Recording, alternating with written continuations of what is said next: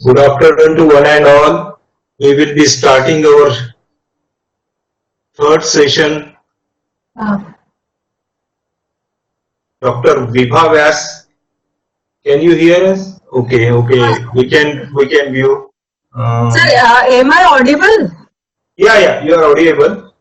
Yeah. If you have a headset, then it will be always better because echo will be minimized. I don't have headset. I have this. I think I will speak. That will be better. But I Okay, think no. audible.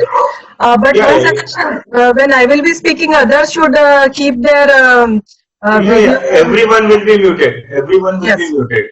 Yes. Okay. You can share your Slides. screen. Yeah. I will again formally I will welcome you all. Upper menu, share Okay. or share your screen. Yeah. Yeah. You can close this browser and you can minimize this browser and go to PowerPoint presentation. Sir, my screen is visible now? Yeah, it's visible. PowerPoint presentation, digital image filtering, spatial and frequency domain. Yes, sir. Okay. You can run the show. Yes, sir. You can start now. Okay, formally I welcome you for this FDP. Now I request Professor Mohite to introduce our expert for this FDP. Mohite ma'am. A very warm welcome to each and every one of you. I take a great pride in welcoming all the attendees in the third session of second day in the Signal Image Video Processing a Practical Approach 2020. On behalf of ENTC Department of Government College of Engineering, Karad, it is my pleasure to invite the third session speaker, Dr. Vibha Vyas Madam. A short introduction of Dr. Vibha. Dr. Vibha Vyas is working as Associate Professor at ENTC Department at COEP. She completed her bachelor's from Nagpur University, M.Tech Electronics with computer specialization from University of Pune, doctorate from University of Pune. She is working as a chairman of library committee. She worked as a controller of examination at COEP. She handled many university responsibilities as well as national level responsibilities. She is working as a recognized PG teacher and a PhD guide with the Pune University. Ma'am worked as a conference session chairperson, worked as a member of BOS committee. She organized AICTE sponsored 2 FTPs. Ma'am published 35 international peer-to-review journals and 40 conferences.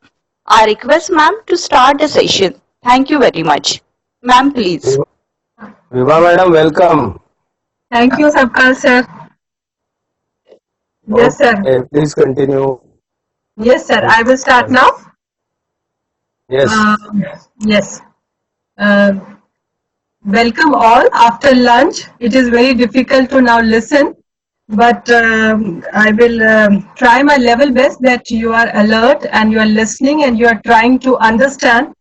Only thing is, suppose I am missing or I am not audible, you can tell me. And it is my humble request that all of you should keep your video and speaker muted. And in case after we finish our presentation, I will be requesting you to ask me some questions if at all it is important for you to ask and if you feel that you should ask me. So, shall I start now? Yes, ma'am. Yeah. So, my topic is very basic, very fundamental digital image filtering, spatial and frequency domain.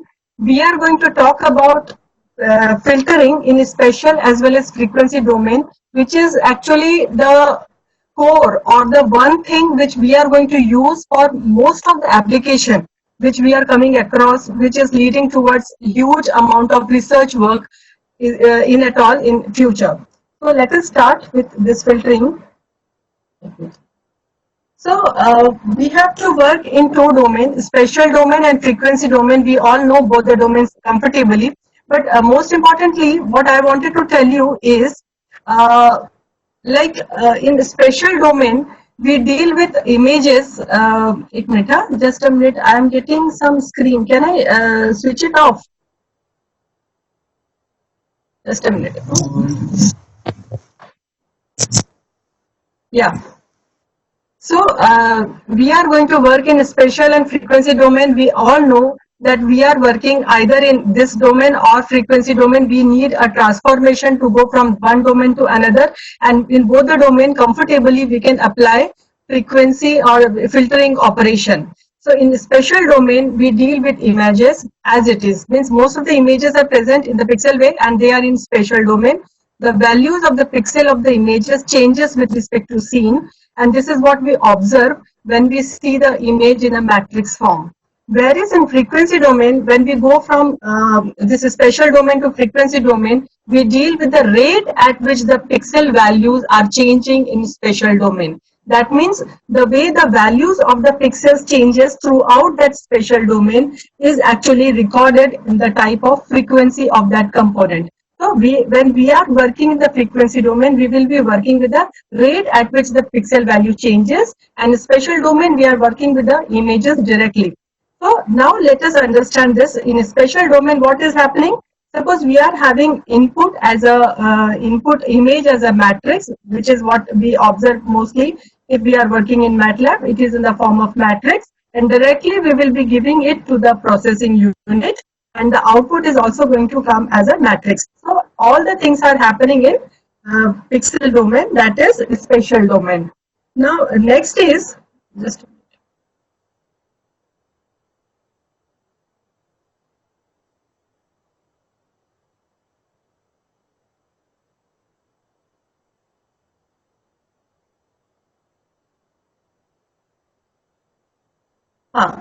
next is when we go to the frequency domain, we first transform the image to its frequency distribution with the help of some transformation, which we are going to discuss in subsequent speech. Now then we are going to have a processing as a black box. Before that and after that, we have to work with a forward transformation and then reverse transformation. So let us understand it more in detail. When we go from frequency domain, we perform a transformation. After performing inverse transformation, it is going to cover, it is going to be converted into the image, which is then viewed in spatial domain. It can be pictorially viewed as we are going to have an input image, we are going to have a transformation somewhere over here, which is going to give the output as the frequency distribution of that particular image. Then processing is going to happen, and after the processing, we are going to have inverse transformation by some inverse formula like Fourier transform, which we are going to just discuss, and the result will be given at the output. So now let us go much in detail. We are going to revisit this frequency, but let us understand how an image looks when we are going to work in frequency domain. Suppose we are having this image of Einstein.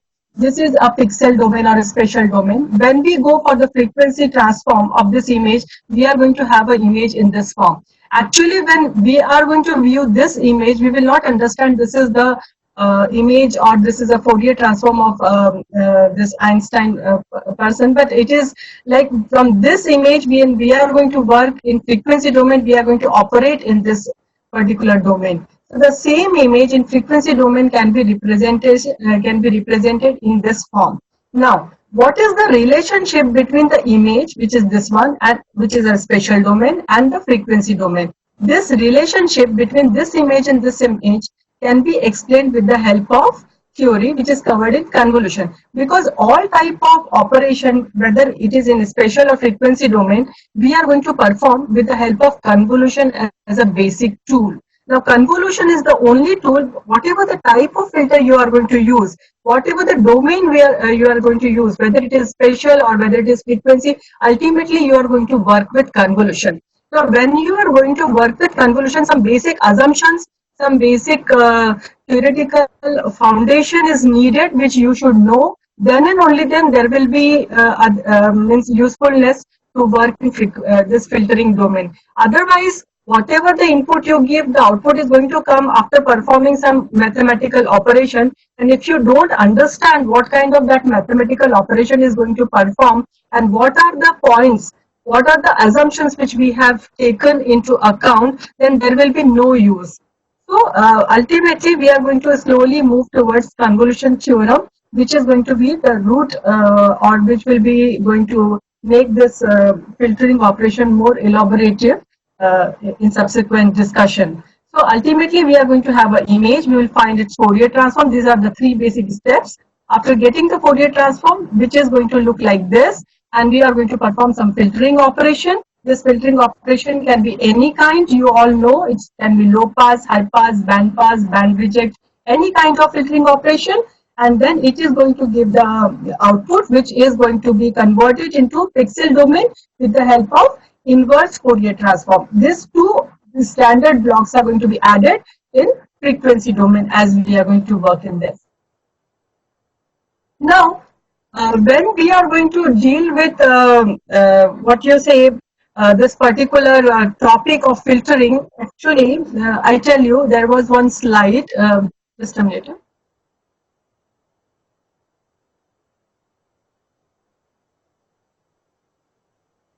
Before this,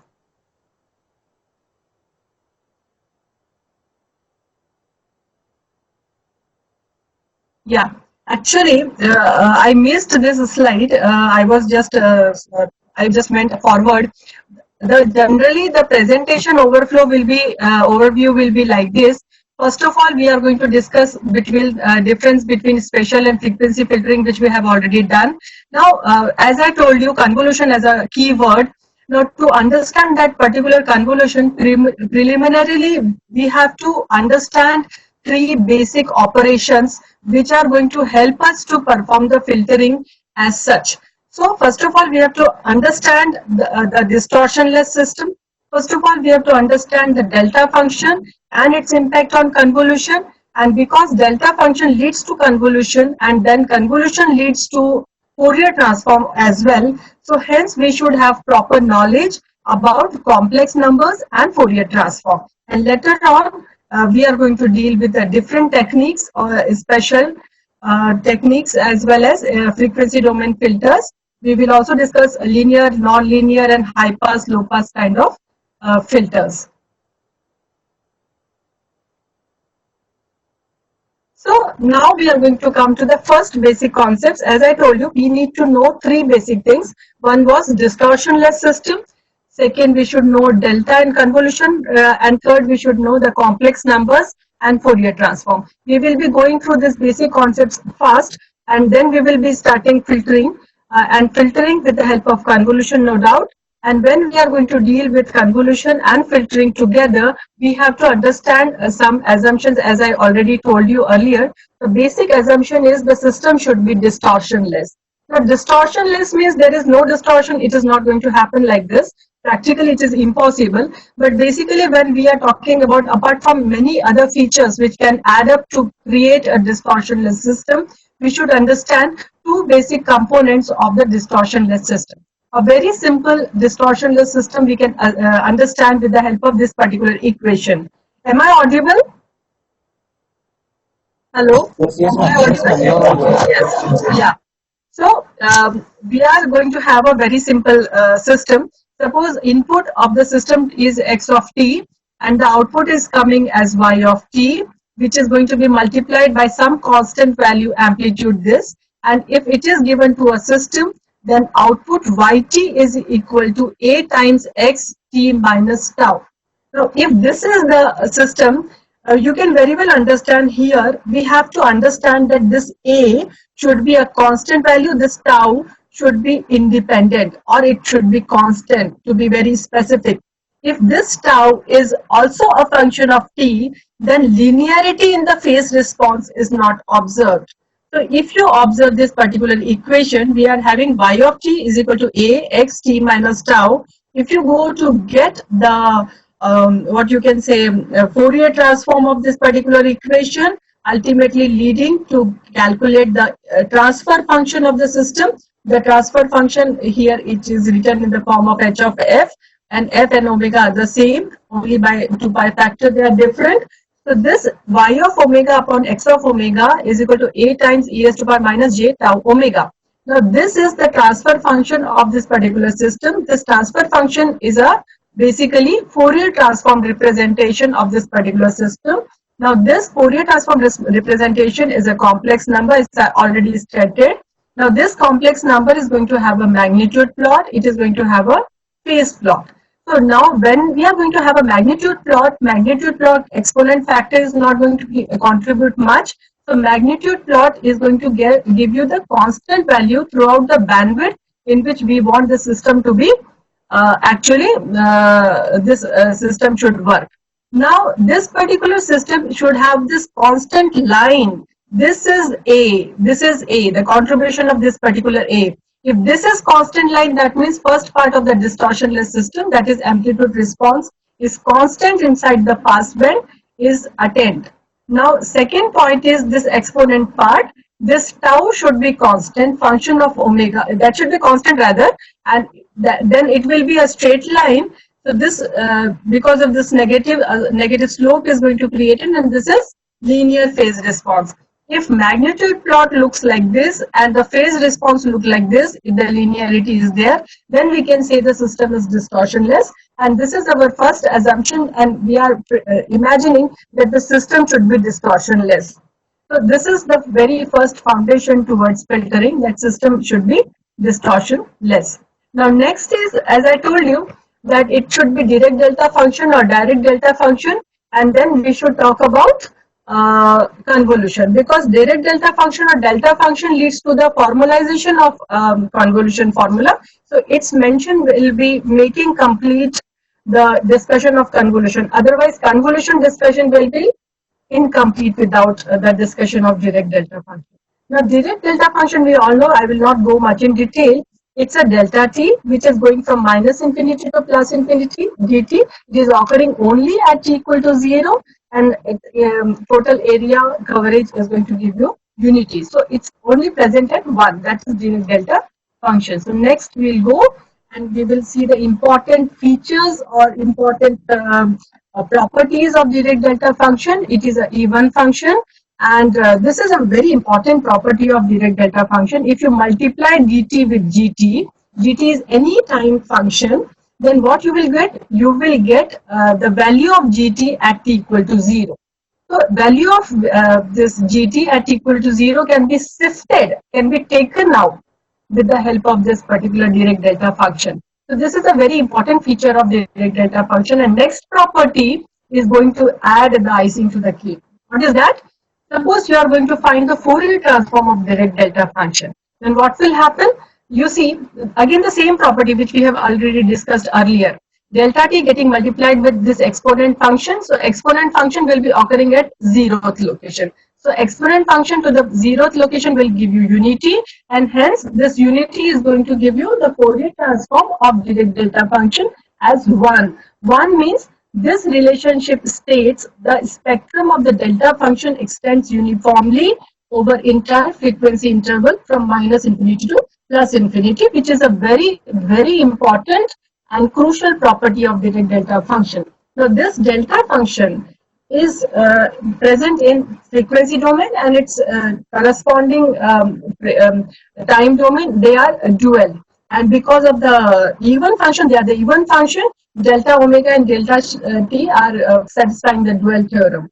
So let us go next.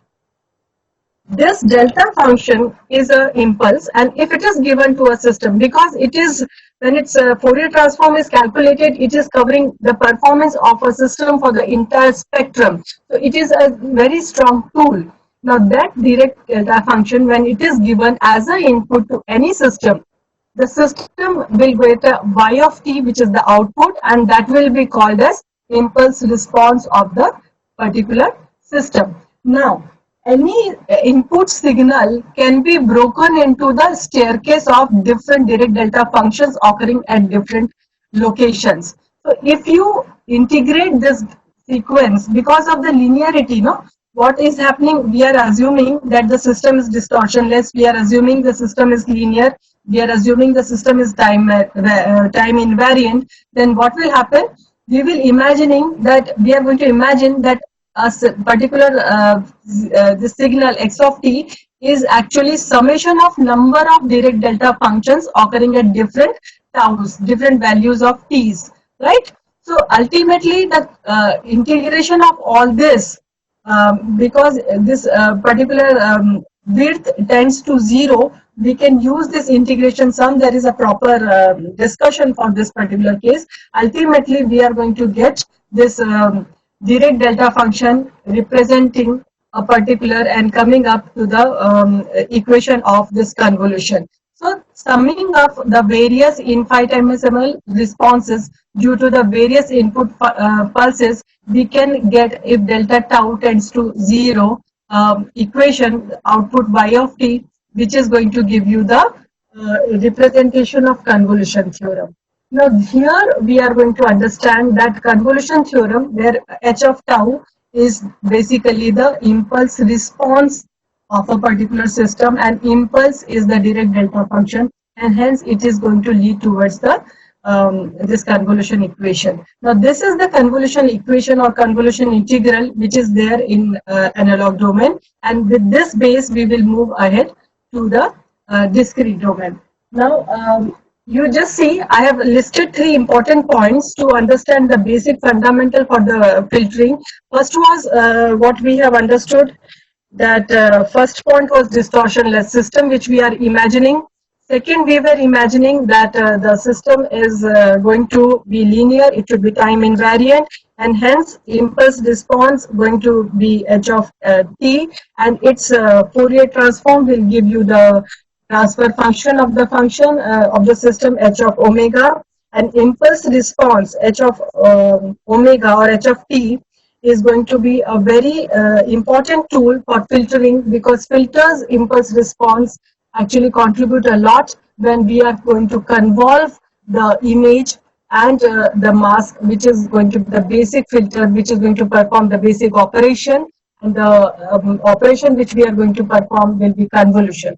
And hence we should understand that convolution, knowledge of the convolution and application of the convolution, although very important, we should also understand the limitation of the convolution, that it has imagined the system to be linear, it has imagined the system to be time invariant, but practically it is very difficult to achieve all those things. Now third is complex numbers and Fourier transform. Now complex numbers, basically you know what is that, we don't have to discuss, but Fourier transform is going to be the next point, but Fourier transform involves complex numbers, because whenever you are going to have a signal, whether it is in real form or it is in complex in time domain, when you apply Fourier transform, it is mostly of complex numbers because of that j exponent j which is over there. So Fourier is basically, let us define it properly. Fourier series, generally Fourier is broken into 2 parts, Fourier series and Fourier transform. So Fourier series simply states that periodic signals can be, of course we are not going to deal with periodic signals if images are there, but before landing to the Fourier transform, we must define Fourier series, because Fourier series leads means Fourier series are also a very important factor to actually lead for the Fourier transform, to lead to the conclusion of the Fourier transform.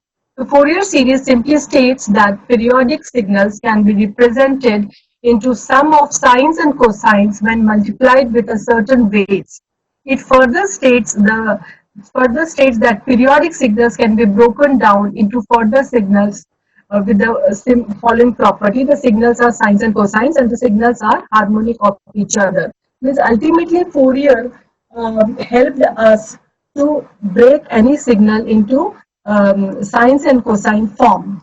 Now this is what we can understand. Suppose if we observe this particular signal, this signal is actually comprised of these many different harmonics of different amplitude and different frequencies. If you want to analyze this particular signal, once you are breaking it in this way, you can analyze the signal very efficiently. Any function that periodically repeats itself can be expressed as a sum of sines and cosines of different frequencies, each multiplied by different coefficients. That is what a Fourier series is. But it is standing for the Fourier transform. Now, it is standing for the periodic signal. Sorry, it is standing for the periodic signal. Now, Fourier transform. Let us define Fourier transform, because Fourier is broken into two parts: series, which I have already had a glimpse of it, and another is Fourier transform, which we are going to define now. The Fourier transform is a mathematical function that decomposes a waveform, which is a function of time, into the frequency. The same thing is happening, but there the summation is going to happen, and here the integration sign will be coming into the picture. There also, in some cases, here we have to see the result produced by the Fourier transform is a complex valued function of frequency, and the Fourier transform is also called, that's why I discussed Fourier series earlier, the Fourier transform is also called a generalization of Fourier series. It is also called as generalization of Fourier series. Rather, we can say Fourier series are the special case of Fourier transform, and Fourier transform is a universal set, and Fourier series are the subpart of the Fourier transform. And we are going to talk about Fourier transform, which are dedicated to the images. Now, here's the important discussion, that Fourier series and Fourier transform both are given by Fourier. Then what are which series or transforms which is applicable to the images? हमने कभी भी image का Fourier series नहीं निकालते ना. So let us understand why it is, which is very simple. Now the question is, which one is applied on images, the series or transform? So the answer is, images are non-periodic in nature, and since the images are non-periodic, so the Fourier transform is used to convert them into the frequency domain. We are not going to use Fourier series as such. Okay, but discussion of Fourier series strengthen the Fourier transform, and Fourier series and Fourier transform both comes hands in hands. The information or the knowledge of Fourier transform is incomplete unless you know the theory of Fourier series. That's why I just introduced this basic concepts of the Fourier series. So now we are fixed that for the frequency domain movement of the spatial domain to frequency domain, we need to know about the Fourier transform. Now, next is, we have not started a spatial domain frequency as such. We are discussing the three important basic concepts for the which are prerequisite or the required concepts for this particular image processing, filtering in image processing. Now, we understood that we have to work, third point, we have to work with complex numbers and Fourier transform. As such, we have derived the convolution formula also, and when we go in frequency domain, the convolution formula changes its it changes its structure, its performance, it becomes multiplication, and that too, whether it is analog domain and all, the same concepts but with different representation happens.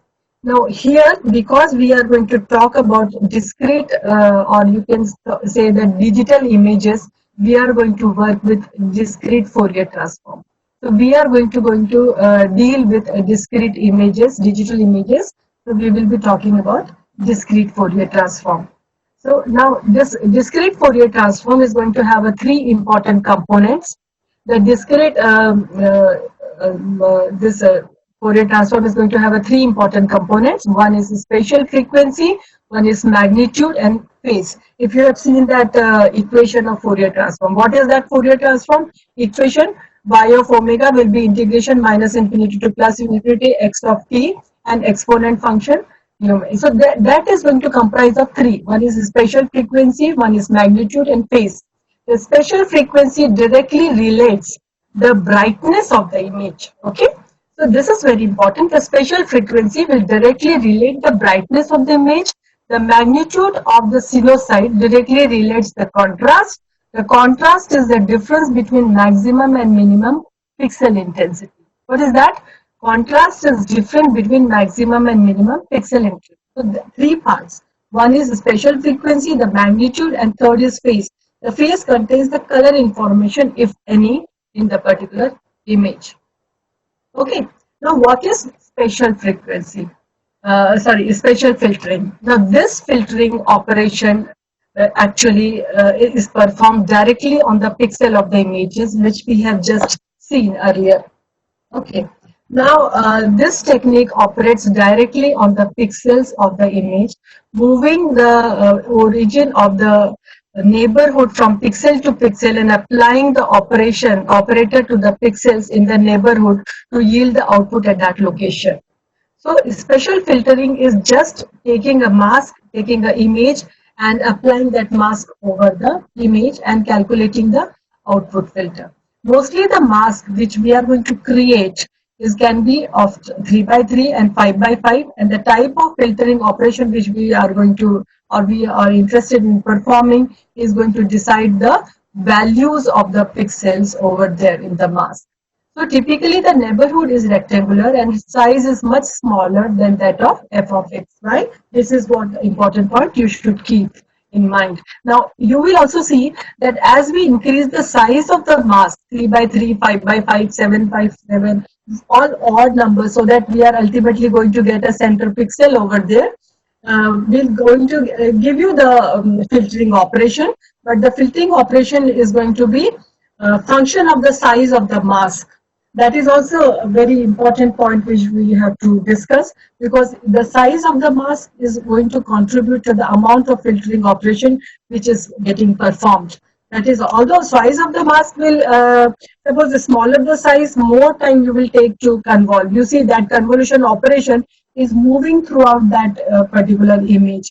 But when the size of the mask is larger, the operation performs fast, but the result is not good. So there is a trade-off between what you want and what you achieve and what is your target.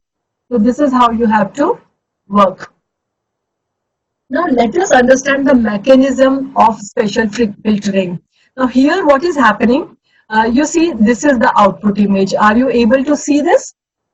Yeah, this is the output image and this is the input image. Now all these dotted lines are basically the zeros, or you can say these are the zeros padding, because ultimately this is your image and these are all zero padding, because suppose if you are going to calculate for this particular pixel, then we need a mask to be lying on this particular area. Are you able to understand this particular image? Is it visible? Hello? Hello? Yeah, I think it is visible. So, okay. So now here you see this particular image, this particular mask is moving around this particular image and how it is calculating, and the resultant means when this mask is over here, the resultant output will be at that particular corresponding location. See the shifting which is occurring in this particular output image. Now we know a special filter consists of neighborhood, a small rectangle, and a predefined operation that is performed on the image pixel encompasses by the neighborhood. Okay, this is what is demonstrated over here. Filtering creates a new pixel here equal to the coordinate of the center of the neighborhood and whose value is result of the filtering operation, which is corresponding the center. ये यहाँ पे है, तो इसका corresponding यहाँ पे center is going to be located. So this operation actually tells you it is the mechanism of the special filtering, and this is how the things are happening. So this is where you can judge that size of the mask plays an important role. If it is 3 by 3, then it needs a lot of time if the image size is very large. If it is 7 by 7, correspondingly less time, but not good results, and so on, more computation. There is always a trade-off upon what we are going to achieve next. So a processed image is generated as a center of the filter visits each pixel in the input image. The operation performs on the image pixel is linear. Now this is another point. If the operation performed on the image, because when you are having a mask and we are having the image superimposed on each other, there will be corresponding pixel values by pixel value some operation. If that operation performed is linear, it will be linear filtering, otherwise it will be non-linear filtering. So I'm going to the next slide. This is how basically I'm getting from Gonzalez Good. The mask is there. These are the coordinates of the mask, 0, 0, 0, minus 1, 0, 1, and so on. And this is the area of the image on which this particular mask will be superimposed. So let's go next. Now, I'm talking about convolution. Now, again, convolution says that I will be incomplete before his, you can say, twin partner correlation is discussed. Now, correlation and convolution, they are hand in hand. We all know we find the correlation as a degree of similarity, but it is very important. Filtering operation is taken care by convolution also and with the help of correlation also, and many times hardly any difference is there. It is very important to define correlation at this moment before going much detail in convolution. Correlation is the process of moving the mask over the image and computing the pixel value at each location. Similar thing is happening in convolution, but the filter is rotated by 180 degrees. So this difference has to be noted here. Now, again, this is a slide from Gonzalez Wood. Suppose we are having a filter 1, 2, 3, 4, 5, 6, 7, 8, 9. If you put this filter on this particular image and you move this filter one by one, you will understand that at this particular moment, this mask will lie over here, and if you add pixel by pixel as a array addition, not matrix calculation, array multiplication, this 9 will be coming and this 5 will be superimposed on the 0. So ultimately you will get 9 at this location. So what will happen? And then next 8 and 7 and so on. So as this image, this particular mask, as this mask will go on the image, you are going to get this particular value as the correlation result. And if you crop it, this is what the corresponding correlation, cropped correlation result you are going to get.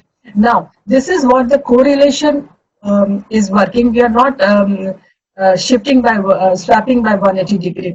Now, when you are going to swap by 180 degree, the mask will change to the this particular. This is a rotated mask. This is rotated mask. Okay, so 9 will be swapped by 2, 1, 7 by 3, 2 by 8, 4 by 6, and this 5 will be as such. And when this is moved, you see this 1 is coming over here, and ultimately we will get 1 over here. Just a minute. Huh? So this we are going to get 1 over here, and then 2, 3, 4, 5. They're just like the filter. So this is convolution. This is convolution, and this is correlation. And if the pixel values are correspondingly they are identical, ultimately the result for convolution as well as correlation matches. So it is not going to be different. So now more on spatial filtering. Now, as we have already stated, that if the linear operation is performed, it is linear, and if it is non-linear operation is performed, it is non-linear. A filter is called linear if the output is linear combination of the input. Because we are having an input image, we are having a mask, and we are having Z5 dash calculated, and it is having some way, whether it is minus or plus. Ultimately, it is one-to-one multiplication and addition kind of thing, and linearity is satisfied. We can say that this is the linear operation. So this is a linear kind of filtering operation. Similarly, if suppose we are having a particular system in which we are going to pick the maximum value out of this, this is not a linear operation to pick the maximum value. Suppose it is having a maximum value 7.5 dash, and this is what the output image will have at that particular pixel location, then we can say that this is a non-linear operation. So now with this concept, we can say that spatial filters can be of two types, linear and non-linear. Now, apart from low pass and high pass, band pass, band rigid, whatever we want to discuss, linearity and non-linearity are one of the examples. Another way of categorizing the filters, spatial filters can be smoothing filters, low pass filter, and sharpening filter, high pass filter. Now, smoothing filter or low pass filter are very common, and we have used it many times. We have not gone to many times frequency domain. In time domain only or the pixel domain only, we are working with smoothing. Smoothing basically results in reduction of noise, and there are n number of types of low pass filters which perform smoothing operation, which we are going to now study about them. Now, at this point, it is very important to note, although we will say that this type of filter is good, this type of performance of XYZ filter is not so good, but it is very important to note that for a particular filter, if it is not working for a particular type of image, that doesn't mean that it is not a failure. Okay. So that particular filter can perform for other image type. Variety of images are there, from microscopic to satellite image and so on. So that particular type of image will be very good filtered by a filter which is not giving you good result for microscopic type of images. So there you cannot say, you cannot categorize, you cannot have an algorithm which is universally applicable to all types of operations. So smoothing and sharpening are the two types of filter categories, apart from what we have already studied, that was linear and non-linear kind. Now, useful smoothing filter, which is a low-pass filter, and it is used for reducing noise and eliminating small details. Okay, to smoothen it, very small details. Small details doesn't mean low frequency details. Now, this is a very important point to note here. Eliminating small details, it is just blurring kind of, or you can say very high frequency contents are to be removed. It's a blurring operation. You just blunt the pencil edge. That is kind of operation which we are going to perform over here. The elements of the mask must be positive. This is one important feature for a smoothing filter. The elements of the mask must be positive, and mask element must sum to 0. Sum to 1. That 0 is occurring for that high pass filtering. The mask elements must sum to 1, and that we have to assume the normalization operation.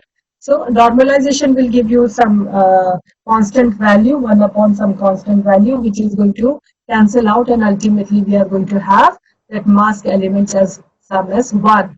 So that is why this is an important point, and it must be positive. We are talking about smoothing filter. Okay.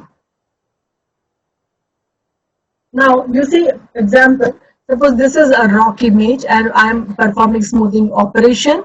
The input image, smoothing means all the fine details, not low frequency components and high frequency component and fine details. They are all like related terms. Maybe some are inverse and all. So you see the fine details. Ultimately, if you blunt it, you will get this kind of image. That is smooth image of this particular input. Now, common smoothing operations or filters are basically different types of smooth. See, ultimately what we are doing, we are discussing a special filter. In special filter, other filters which work in pixel domain. When the special filters work in pixel domain, we are going to have two types, linear filter, non-linear filter. When we are going to talk about a special filter, we are going to have two important, low pass filter and high pass filter. We are discussing low pass filter. Low pass filter are the filters which are helping for smoothing. Now there are variety of low pass filters. One is averaging, one is Gaussian, and another is median, which will be non-linear example, which we have already discussed. So let us see the averaging, Gaussian, and median filter. Now smoothing filter, as I have already told, should have this add up. If you add all these coefficient values, if you add all this coefficient value here and here, it will be coming as 9, 49, and 25, and we are having this constant term to normalize, so ultimately leading to the summation as equal to 1. So smoothing filter is averaging, and it is going to give you the value 1. Now let us use this for different values. You see, this is a 3 by 3, this is a 5 by 5, and this is 7 by 7, and how the operation is there. So mask size determines degree of smoothing. Okay, that is loss of details. If you are having 3 by 3, you are going to have more details present. If you are going to have 5 by 5, 7 by 7, you see it is performing more strong smoothing operation. More strong smoothing operation that says that loss of more and more details. Loss of more and more details. Are you able to understand this? This mask size determines degree of smoothing. Loss of more and more details is actually occurring. Now here you see one example I will take. Suppose this is one image. We are taking a particular averaging filter of 15 by 15. After averaging, applying this averaging filter to this particular image, I will get this particular image where I will lose all this small information, and then what will happen? I will get this values which I can segregate from this particular image after thresholding. So now one more introduction is there to the keyword thresholding, which we are going to use for this filtering operation. Filtering operation is incomplete without convolution. It is incomplete without thresholding, and as thresholding comes into the picture, the value of threshold plays a very important role. And not only here, the value of threshold will play important role in hypers in all kind of filters, which we are going to discuss in subsequent sessions.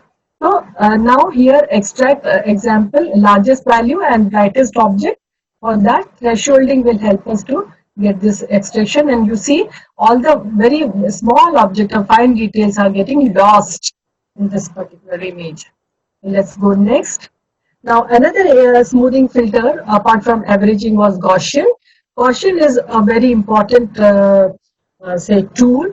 I will just give you a glimpse over here. A Gaussian filter, smoothing filter, going to have a expression like this. The important property of Gaussian is its frequency domain and time domain are the Gaussian function of each other. If you find out the transform, Fourier transform of Gaussian filter or Gaussian function, you will get another Gaussian function, and if you come back, you will get this Gaussian function.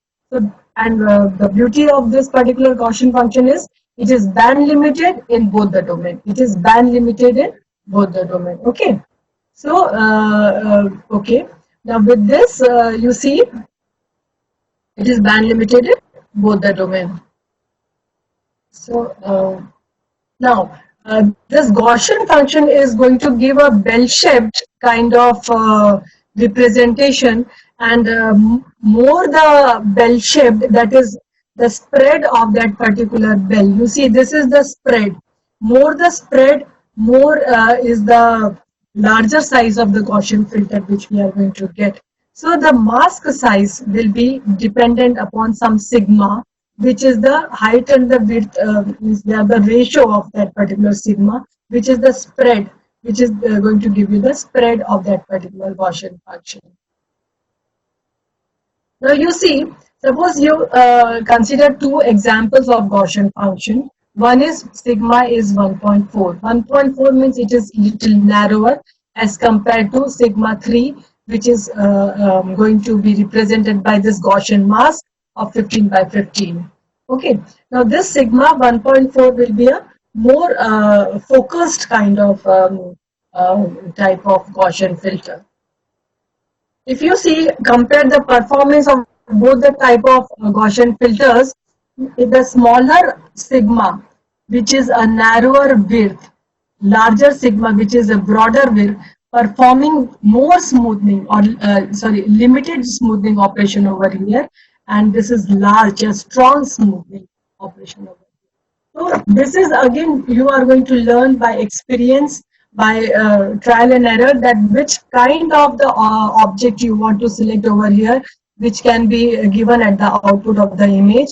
And this is how you are going to decide by what should be the width. The smaller the width, limited smoothing operation we are going to get. You will reduce less fine detail as compared to the larger. Here more details are getting lost and strong smoothing is occurring in this particular filter. I think this is a very monologue kind of thing, but I think everybody is getting getting into the flow, and we are getting the topic comfortably. Although some basic concepts are there, you must be getting the things revised here. Now, averaging and Gaussian smoothing, it is again, we should compare, no? Again, as I iterated earlier, it is very much very difficult to say whether averaging is good or Gaussian is good. It is all application dependent. But suppose you take this input image and you compare for the same size of the filter, you will see averaging is giving you more details, in the output as compared to Gaussian, and Gaussian is giving a blur kind of image. This is how you have to decide which kind of filter we have to use for which kind of application. Now, as I have already stated that spatial filter can be linear or non-linear. Again, linear filters which we have already seen, some type of non-linear filters are like median filter, which is a non-linear filter. This non-linear filter is very much helpful in removing salt-paper kind of noise. It is very effective in removing salt-paper. There are three kinds of noise which we must be: salt and paper. We are having speckle noise. We are having Gaussian noise. We are having n types of noise. We can have multiplicative noise. You can have additive noise. When we talk about the noise, there is no limit. We can do PhD in that. But you just remember, it is very easy to remove this kind of noise, which are additive kind of noise. So we mostly experiment with such noises to just prove our algorithm. But practically, it is very difficult because practically all the noise mostly which are occurring in a natural scenario are multiplicative noise, and multiplicative noise are very difficult to understand and separate out. So suppose you are getting this particular image, you are putting a salt-paper kind of noise, and when you are performing averaging, you will get this kind of output. If you apply median filtering, median filter is there, you will get this kind of image. So median filter is basically removing salt-paper kind of noise immediately. Right. Now let us move towards sharpening filter or high pass filter. Now sharpening filter or high pass filter, we are here in pixel domain only. We are here in this frequency domain here. Now here we should understand it is very useful for highlighting fine details. The elements of the mask contain both positive and negative weights as compared to your earlier low pass filters where you are getting some as unity.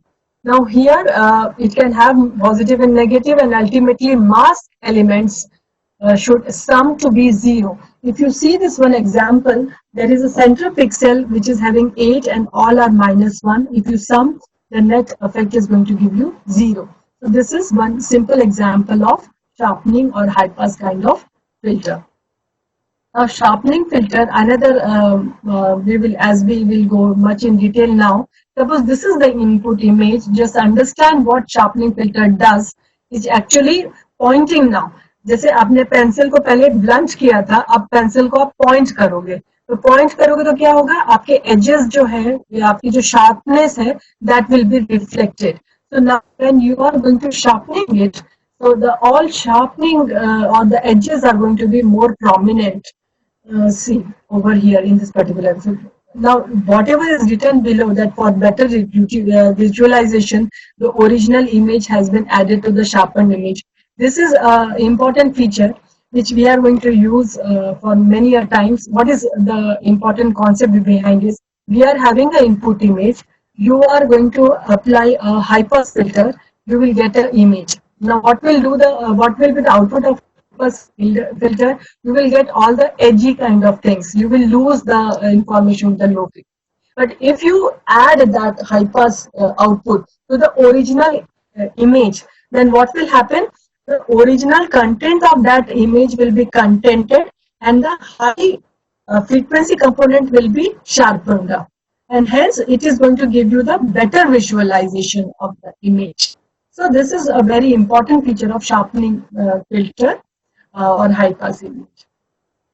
Now common sharpening filters, as we had spatial filters as averaging, low pass, linear, non-linear, and other things. Now here we are having unsharp masking, high boosting, gradient, Laplacian, and edge detectors. We are going to discuss edge detectors first. We will be talking about unsharp masking and high boost filter, and gradient and Laplacian are the filters for first and second derivatives, which we are covered in detectors, and special cases of Kenny filter and LOG will be discussed more detailed by Professor Rege Madam. Tomorrow, I think she is going to take that session. So let us start with edge detectors. Now, edge detectors are actually going to give you the transition from one pixel value to another pixel value drastically. So there is a sharp change or significant change in intensity value of any kind of image, that is called as edge, EDGES, edge.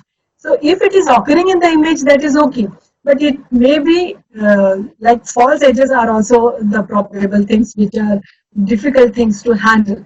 So you can understand here the edges are occurring. Here the edge is very clearly prominent. Here the edge is more clearly prominent. But now you see over here, the edge is basically somewhere, original edge is somewhere here, but there are some gloomy areas here over here, which are actually false edges because of the shadow. It is getting hidden, the actual edge is getting hidden. So all these things, this area, all these areas, all this particular areas, you have to understand all this area more clearly to understand the operation of edge detectors, and we have to justify which edge detector will be applicable for which kind of applications, and then we have to decide next. Now, false edge detections may occur, and we can have that intensity changes occurring, which are due to actually the pixel values. But apart from that, there can be some geometric events, there can be some non-geometric events also. The geometric events like surface orientation, boundary discontinuities, which you can understand over here, depth discontinuity, because when we are taking or we are capturing an image, we are basically converting the three-dimensional thing into one-dimensional.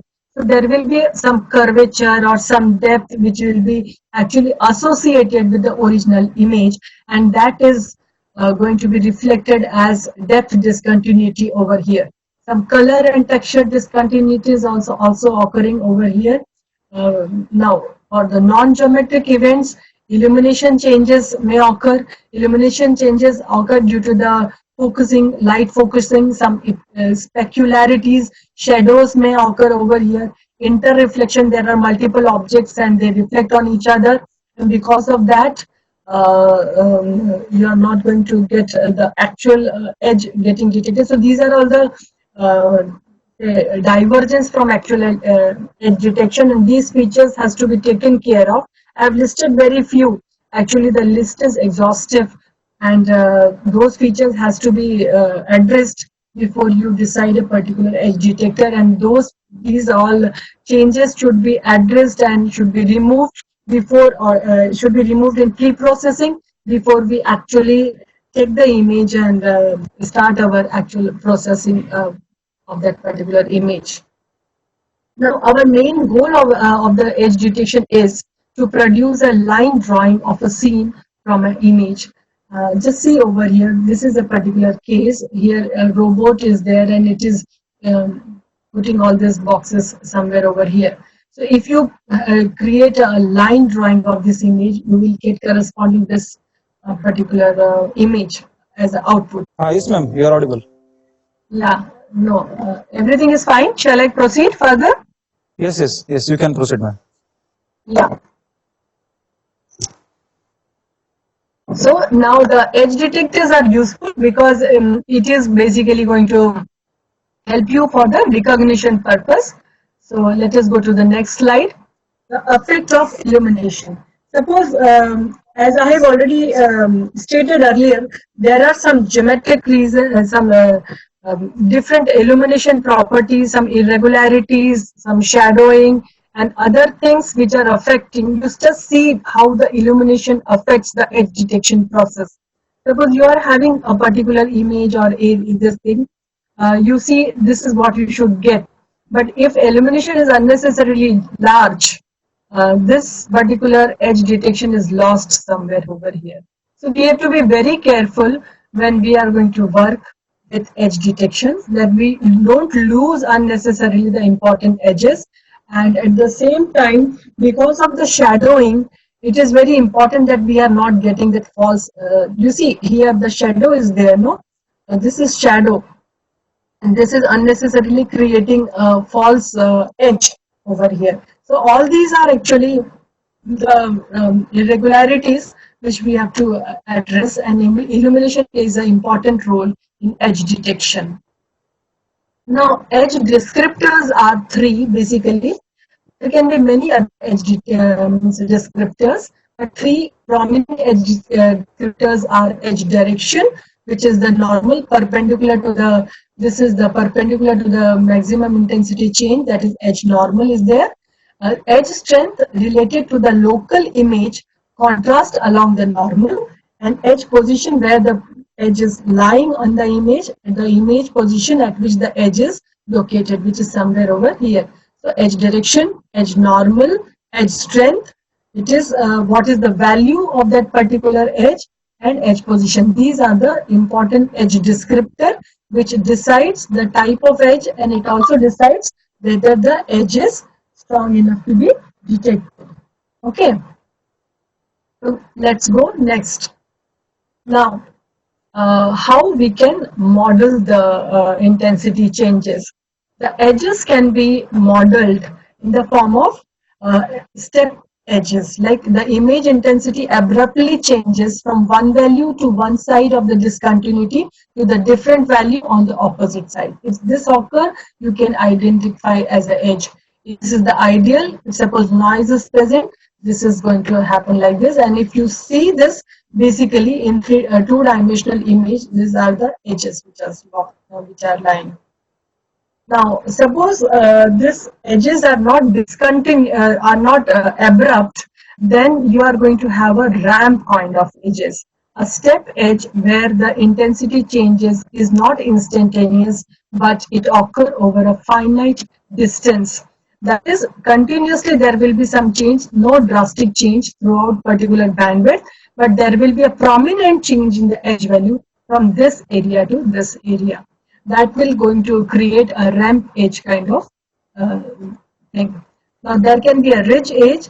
Ridge edge means there is some edgy things which is occurring over here and coming back to the original value of the pixel. The image intensity abruptly changes the value, but then return to the starting point within some short distance. Means that is abrupt change kind of. It can be for a particular larger bandwidth. It can be a spiky kind of thing, but this is going to give rise to ridge edge kind of thing. If noise is present, this is what you are going to get.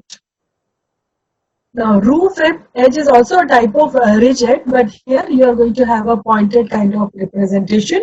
It is a ridge edge where the intensity changes is not instantaneously, but occur over a finite distance and usually generated by intersection of two surfaces.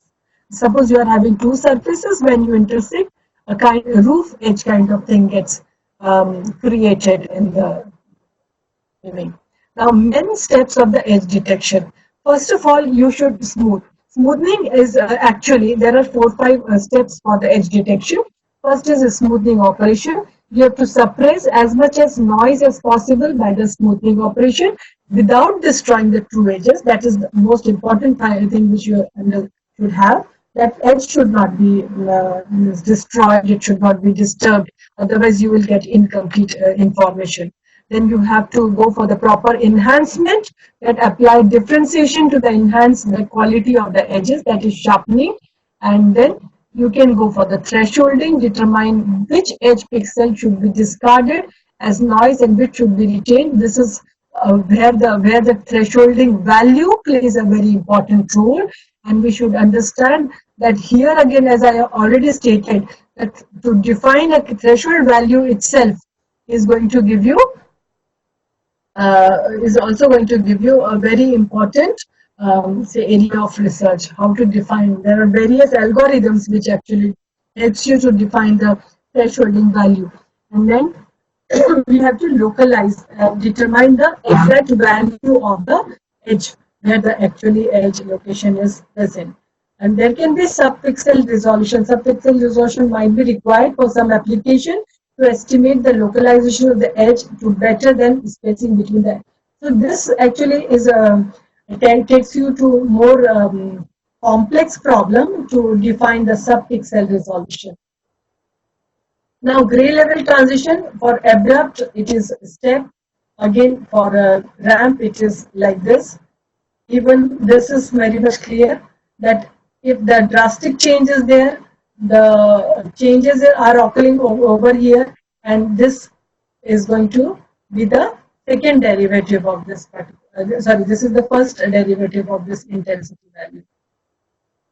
Similarly, over here, if the changes are occurring little less, this is going to be the output of the derivative of this particular.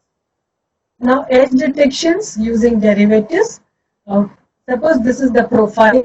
If you go for the local maximum and minima, you just want to detect the local maxima and minima, you can use first derivative. If you want to find out the exact location, then you have to go for the second derivative, which is zero crossing.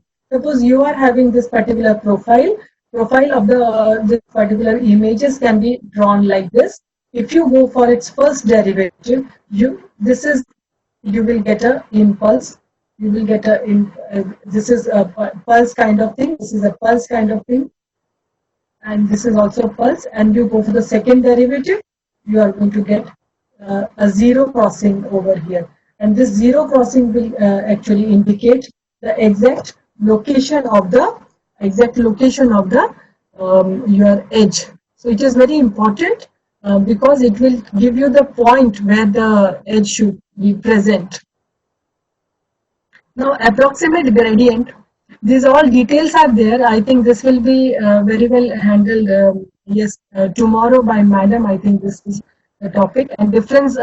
You see, what I wanted to put over here by this particular case is when you are differentiating. First, you are going to find the differentiation.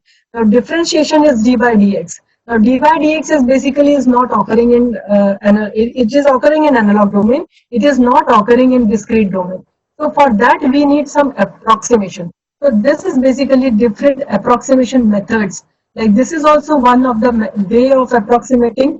This is also another way of approximating. So there are different ways of approximating, finding the difference. So we are going to represent differential by difference equations. So now the simplest one will be, you can go for the Roberts, which is a 2 by 2 kind of matrix, but this basically going to give you exact subpixel value here, the pixel values between 2 pixels. But it is very difficult to actually point out and locate it. It is rather impossible. Hence, the mask size should be 3 by 3, as we will see next. Now, this is the one proposed algorithm for this 3 by 3 arrangement of the filter, which is going to be representing partial derivative d by dx and d by dy. And if you solve this, this will be represented by mx and my for x and y coordinates. Now there is a factor c, which will definitely is going to contribute towards the definition of the type of edge detector which we are going to create for mx and my. So this value, the constant c, implies the emphasis is given to the pixel closer to the center of the mass. You see, if ये कौन सा closer to the center of the mass है?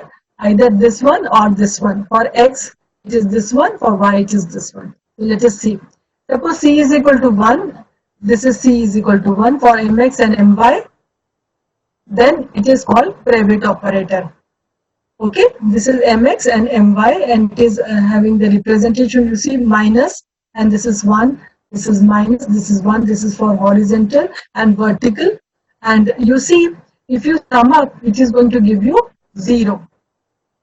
Similarly, if c is equal to 2, so it will become Sobel operator. This is Sobel operator. But the value of c, remember this, no? This is how you calculate mx and my. This c is contributing over here. And what is that? Again, I will put the constant c implies the emphasis given to the pixels closer to the center of the mass. Now, this is what we are going to observe over here. Now, what are the practical issues which we have to observe? The smoothing operation which we have to perform at the first step of the edge detection depends upon the mask size. The larger the mask size reduces noise but worsen the localization. So you have to be very much careful when you are going to work with the high pass filtering. Smaller masks give you unnecessary details which is not needed, and larger masks reduces the unnecessarily, it reduces the information. So you have to be careful. Another practical issue is the choice of threshold. Suppose low threshold is there or high threshold is there. Low threshold, unnecessarily you will get that false double edges and other things. You are unnecessarily getting all this. And high threshold will actually reduce the information which are important also. It will remove that information also. Again, you may require edge thinning and linking. You see strong edges over there. It is a very thick edge over here, and some linking are missing. So you need to think. You have to thin the edges, and you have to perform the linking operation over here. So these are all the practical issues connected with edge detections. Now, good edge detection should have minimize the probability of false positive, minimize the probability of false negative. Both false positive means spurious edges which are not edge but they are present. False negative means missing the real edges. Good localization means detected edges must be as close as possible to true edges, the location of the localization of the edges. And single response means minimize the number of local maxima around the true edges. Now, another edge detectors which we should know about CANI, and we should, these are the examples. I'm just moving very fast. And second order derivatives, Laplacian and Laplacian and Gaussian.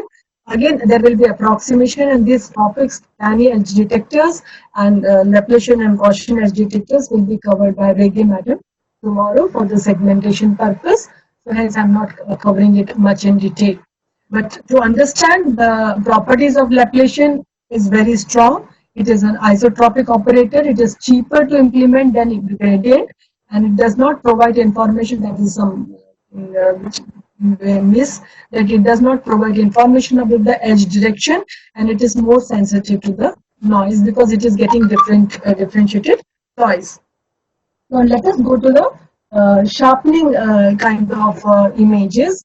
Another type which is unsharp masking. I have discussed, we are discussing basically high pass filters. In that, or sharp images, we have seen the edge detectors because it was a very large topic, so we have covered first. Now we are covering sharpening filters which are unsharp masking. Now what is unsharp masking? This is also a type of high pass filtering. It is like we are obtaining a sharp image by subtracting a low pass filter image from the original image. This is what I have given example when we initially started. Suppose you are having an original image, you are removing the low pass content of that image, you will get high pass. Okay, so this is how you perform. Unsharp masking and high boost filtering are the two things which work hand in hand. There is some K factor, I will be representing it later on, that if that K factor is greater than 1, then it is becoming high boosting filtering. And otherwise it is called as unsharp masking. So suppose this is your original image, you blur or you low pass it, so it will be having the smoothness over here.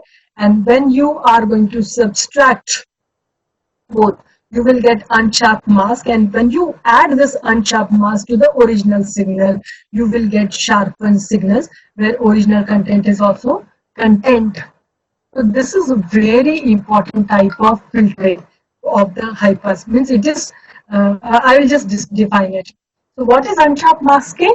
Technically, formally, we can say it is an image manipulation technique, and unsharp masking cannot create additional details, but it can generally enhance, or it greatly enhances the appearance of the detail by increasing small scale occultation, the edge contrast of the image.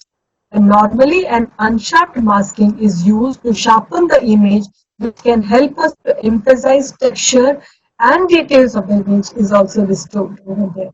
So it is a very important phenomenon. Again, more importantly, we will understand, suppose you are having an original image which is, and this image is blurred by digital image processing, the blur masking which is created.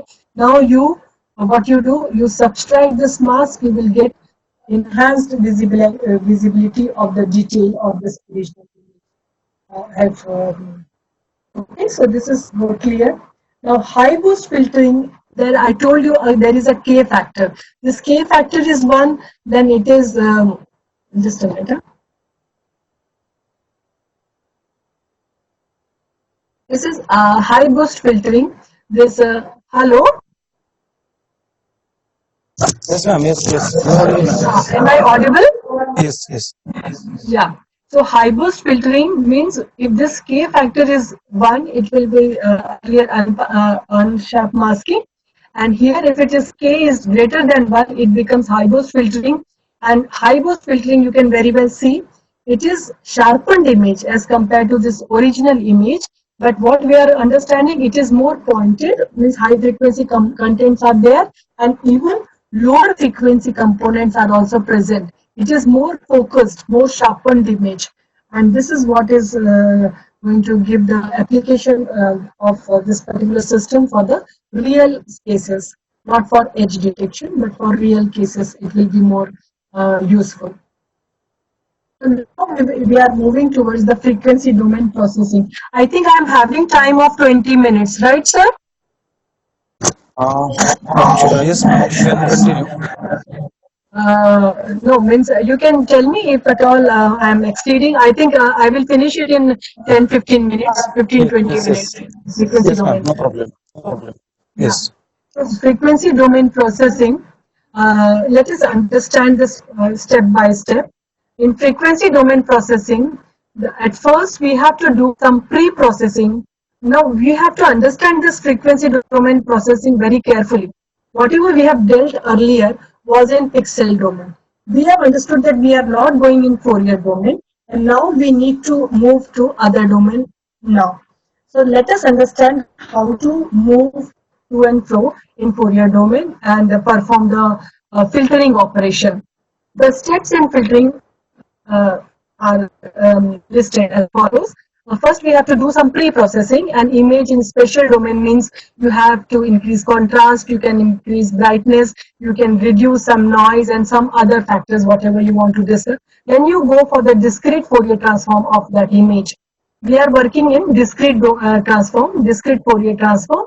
So you will find the discrete Fourier transform of the image. Then this आपके जो भी students पहले जितने भी DFT निकाला होगा MATLAB में उन्होंने एफएफटी शिफ्ट एक ऑपरेशन देखा होगा so that FFT shift operation is basically helps in center the discrete Fourier transform as we will bring the discrete Fourier transform in the center from the corners. This operation is very important because mostly to bring the zero in center location. So this operation is performed. Then you go for the application of filtering. It means multiply the Fourier transform by filter functions. Then again you shift the DFT from the center to the corners. This is the reverse operation. And then you take, the last step is to take the inverse discrete Fourier transform to bring the result back from the frequency domain to the spatial domain. So these are the important steps in filtering.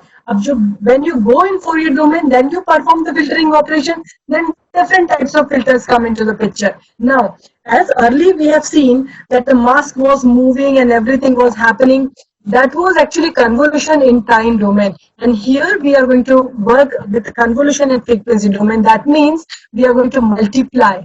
So let us see how this technique is a little bit different as compared to the earlier one. So the DFT and image processing, let us understand it mathematically. You have to compute FUV. What is this? This is the DFT of the image. Of course, you have to center to the corner. Now you have to multiply FUV by the filter function HUV. What is this HUV? It is the transfer function of the filter. Okay. Now we are now HUV and FUV we are going to multiply in frequency domain. That means ideally we are convolving in the time domain. Now when you multiply you will get some result. You again go for the computation of inverse DFT or the result. These are the steps which additionally you have to compute this, you have to compute this as compared to the earlier pixel value type of filtering operation or a spatial filter operation. So here you have to be very much strong. You have to be knowing Fourier transform, in and out of the Fourier transform. Of course, discrete Fourier transform comfortably. You should know all the different types of Fourier transform. The algorithms to calculate Fourier transform, because you have to go from time domain to Fourier domain. You will be applying DFT, you can apply FFT, you can have various ways of application of FFTs, you see. there are 2-point FFT. You can have endpoint type of you can have radix 2 algorithm. You can have different types of radix algorithm for FFT calculation. You should be very much comfortable with FFT algorithm. You should know which type of algorithm you have to use for speed up of this operation. Otherwise, you all know technically that DFT is very difficult to calculate. It is very tedious for image, of course. So we have to go for FFT calculation, and that too we have to prefer the high speed FFT algorithms for that, and inverse FFT as well. Okay. Now, suppose we are having a particular image, just to demonstrate the DFT of two-dimensional image can be visualized by showing the spectrum of the images component of the frequency. So this is a box kind of image, which is a pixel value. If you pixel image, spatial image, and if you go for DFT calculation, you will get this sync. You see, एक अगर अपन एक pulse रहता है उसका sync होता है. If you make the pulse in two-dimensional and take an image of it, it will look like a box.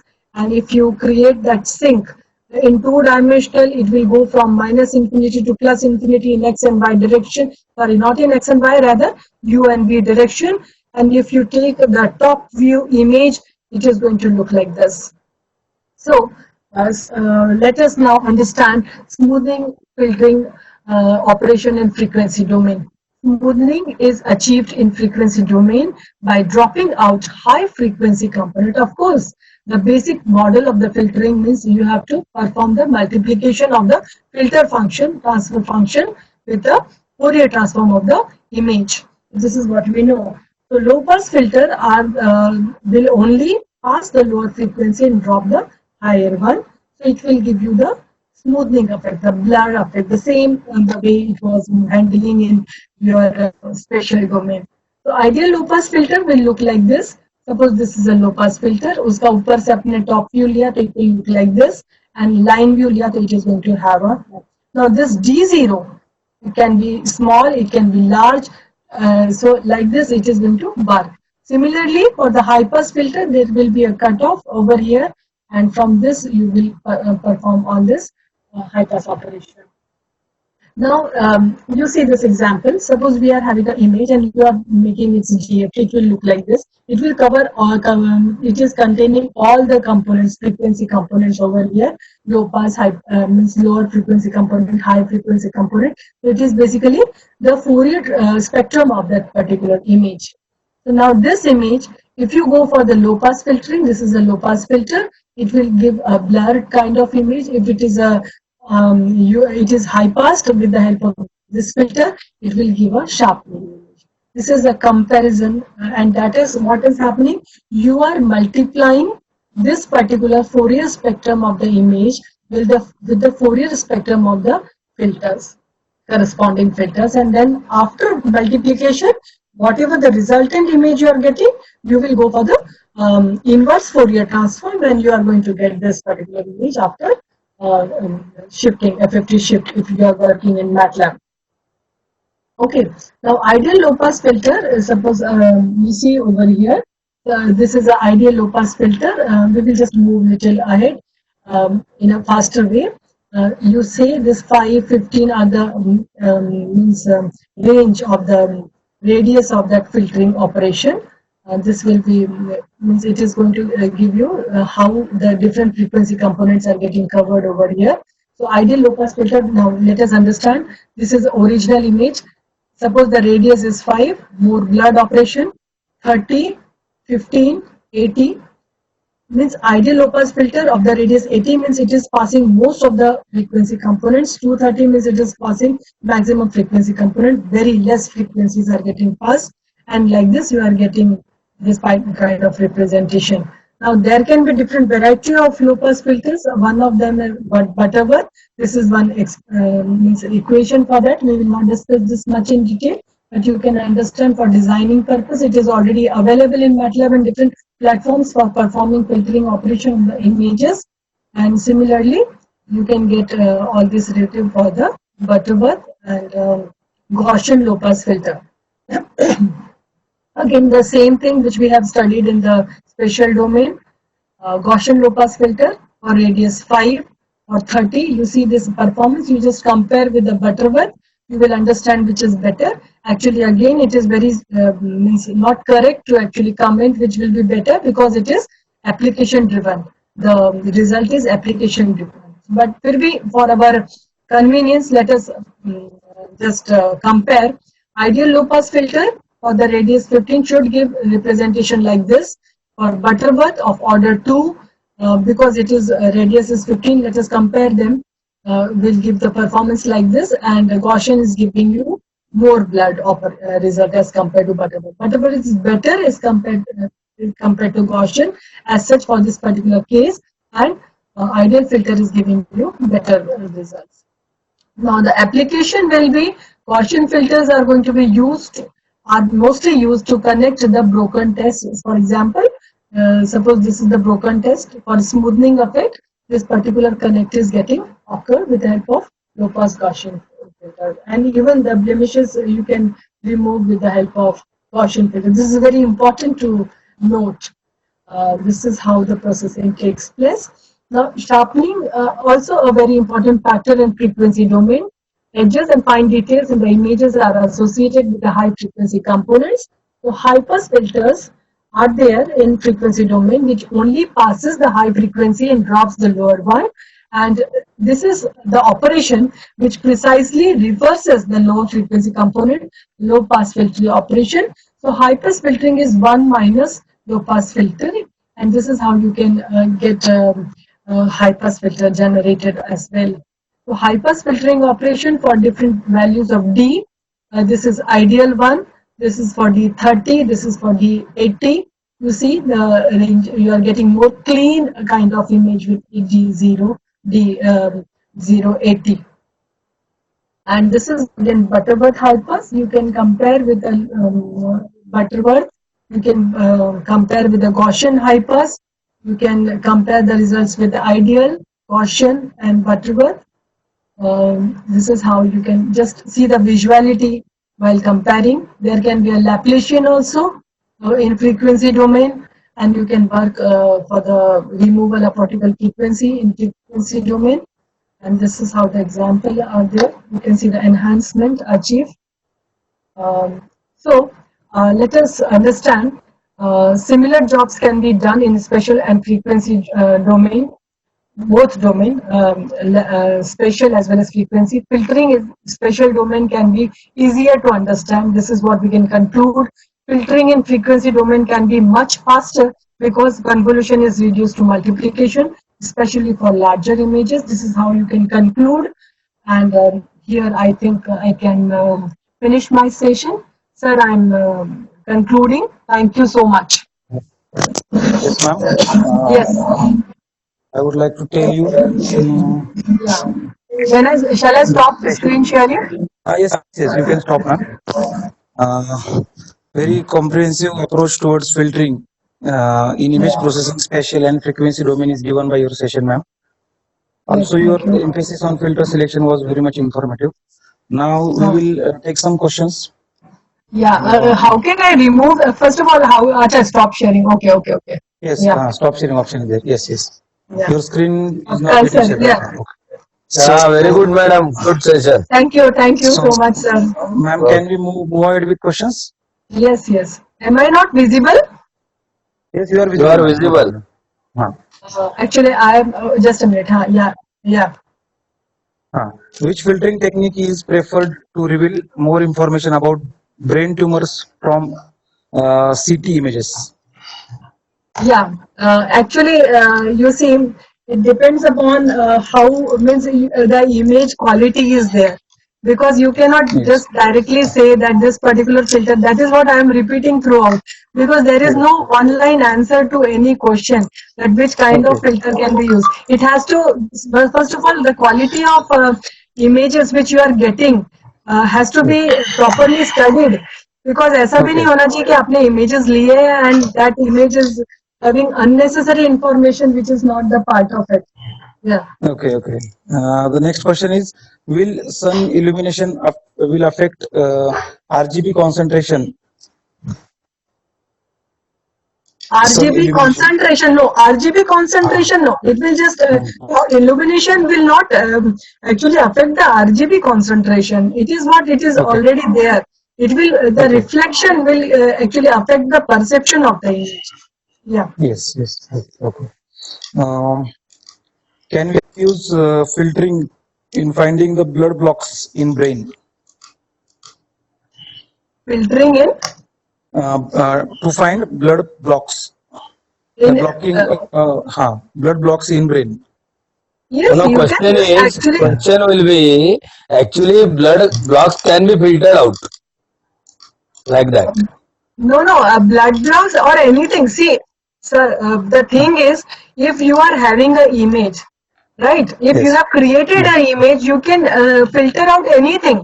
Because if there is some frequency changes, because pixel values are there, if there are some changes in the pixel value, automatically you can apply it, because whatever the Yes. operation you are performing is basically the filtering only.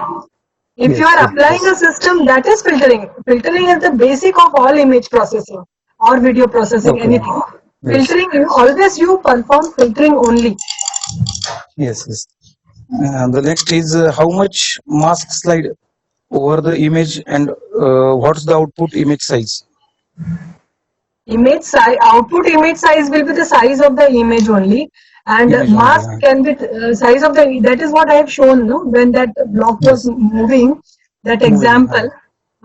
So the mask size will be 3 by 3 or whatever you want to take, but output Okay, image will okay. be the size of the image, and you are doing Okay. zero padding to calculate the corner pixel values.